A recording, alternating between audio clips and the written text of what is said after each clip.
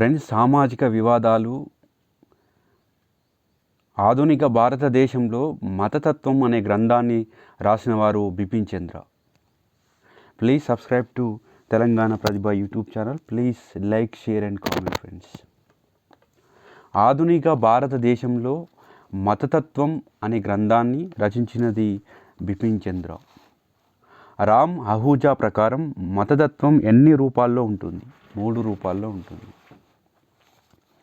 మతతత్వాన్ని 6 రకాలుగా వర్గీకరించినది ఉమెన్. మతతత్వానికి ప్రధాన కారణం 2 మతాల మధ్య సాంస్కృతిక వైరుధ్యం ఉండటం, బుజ్జగింపు రాజకీయాలు, ప్రతీకారం, ఇంతకు ముందు జరిగిన సంఘటనల కొనసాగింపు. 1970లో మహారాష్ట్రలో జరిగిన మత అల్లర్లపై ఎవరి ఆధ్వర్యంలో కమిషన్ నియమించారు? మదన్ కమిషన్ ఆధ్వర్యంలో నియమించారు. హిందూ మహాసభను స్థాపించిన వారు మదన మోహన్ మాలవ్య. రాష్ట్రీయ స్వయం సేవక్ సంఘ్ను స్థాపించిన వారు హెగ్డేవార్. రాష్ట్రీయ స్వయం సేవక్ సంఘ్ను ఏ సంవత్సరంలో ప్రారంభించారు? 1925. విశ్వ హిందూ పరిషత్ స్థాపకులెవరు? గోల్వాల్కర్, ఆప్టే, స్వామి చిన్మయానంద. పాకిస్తాన్ మరియు పాకిస్తాన్, బంగే ఇస్లాం మరియు ఉస్మానిస్తాన్ ప్రతిపాదన చేసిన వారెవరు? రహమత్ అలీ. ద్విజాతి సిద్ధాంతాన్ని రూపొందించిన వారు మహమ్మద్ అలీ జిన్నా.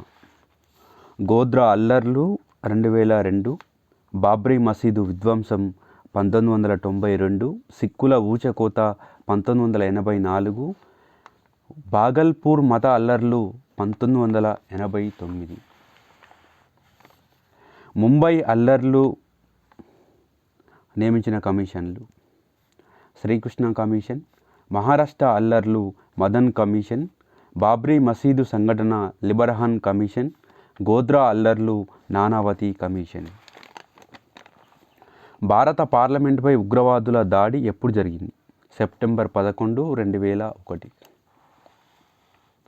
భారత్ పాకిస్తాన్ మధ్య మైత్రి కోసం నడిపిన రైలు ఏది? సంజౌతా ఎక్స్ప్రెస్. గోద్రా సంఘటనలో ఏ ఎక్స్ప్రెస్ను దుండగులు అగ్నికి ఆహుతి చేశారు?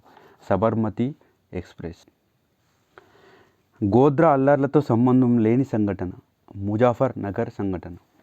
గోకుల్ చాట్ బాంబు పేలిళ్లు 2007, దిల్సుఖ్ నగర్ బాంబు పేలిళ్లు 2013, హోటల్ తాజ్పై దాడి 2008, పార్లమెంటుపై దాడి 2001. కాలక్రమంలో అమర్చిన దానిని గుర్తించండి. మీసా చట్టం, జాతీయ భద్రతా చట్టం, టాడా చట్టం, పోటా చట్టం. సామాజిక నిర్మితి అనే పదాన్ని మొదటిసారిగా ఉపయోగించిన వారు హెర్బర్ట్ స్పెన్సర్. సమాజ శాస్త్రాన్ని సోషల్ డైనమిక్స్ మరియు సోషల్ స్టాటిస్టిక్స్గా విభజించినది August Comte. Republic Plato, Utopia Thomas More, De Officiis Cicero, The New Science Vico. Positive Philosophy అనే గ్రంథాన్ని రచించిన వారు ఆగస్ట్ కామ్ట్. ఎవరిని భారతదేశ సమాజ శాస్త్రపు పితామహుడుగా పరిగణిస్తారు? జిఎస్ గరియే. సమాజ శాస్త్రం ఏ ఖండం నందు మొదటగా ఆవిర్భవించింది? ఐరోపా. సోషియాలజీని ఎథ్నాలజీ అని ఎవరు పిలిచేవారు? Johne's Stuart mill. సోషియాలజీ అనే పదాన్ని మొదటిసారిగా వినియోగించినది ఎవరు? August Comte. వివిధ సమూహాల మధ్య గల సంబంధాన్నే సామాజిక నిర్మితి అని తెలిపినది ఎవరు? Evans Pritchard. సామాజిక సంబంధాలను వివరించేది సమాజ శాస్త్రం అని నిర్వచించినది మకైవర్ ఫెయిస్. పరిమిత సమూహాలు, సన్నిహిత సంబంధాలు గల జన సమూహాన్నే కులం అని పిలిచిన వారు ఎవరు? ఎంఎన్ శ్రీనివాస్. కులం అనే పదాన్ని మొదటగా ఉపయోగించిన వారు పోర్చుగీసు వారు.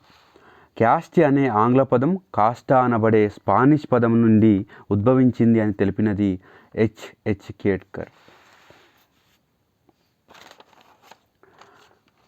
కాస్టా అనగా అర్థం వంశాక్రమం.